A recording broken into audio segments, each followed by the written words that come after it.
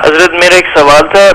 میرے امی ابو رہتے ہیں ماشاءاللہ ہیوسٹن میں، آپ کو پتہ ہے، جیسے وہاں پہ نا کافی طوفان آیا ہوا ہے آج کل نا، تو اور ابھی تو آیا ہے اور اب مزید بارش کی انہوں نے پیشن گوئی کی ہے. تو آپ پلیز دعا کریں اس کے لیے اور کوئی وظیفہ بتا دیں تاکہ بارش رک جائے.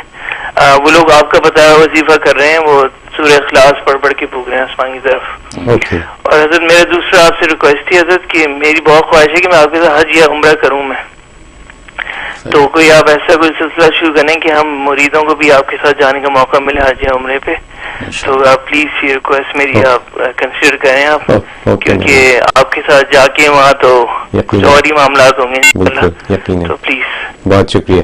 وعلیکم السلام. جی جہاں تک پہلے سوال کا تعلق ہے، ایک تو سورہ اخلاص والا عمل آپ بتا رہے ہیں کہ وہ کر ہی رہے ہیں. دوسرا یا غفارو، یا غفارو جو ہے یہ پڑھنا ہے، یہ 101 دفعہ ہر نماز کے بعد یہ پڑھ کے جو اللہ سے دعا کریں کہ یا اللہ یہ بارش یا طوفان جو بھی ہے یہ اس کو رفع فرما دے اور ہمارے گناہوں کو معاف کر دے، اپنے گناہوں کی توبہ معافی کر لیں. تو ظاہر ہے کہ اس قسم کی جو ہے طوفان، آندیاں، آفتیں، مصیبتیں انسانوں کے گناہوں کی وجہ سے ہوتی ہیں، تو گناہوں کی توبہ کریں کہ اللہ کی رحمت آ جائے گی، حفاظت ہو جائے گی.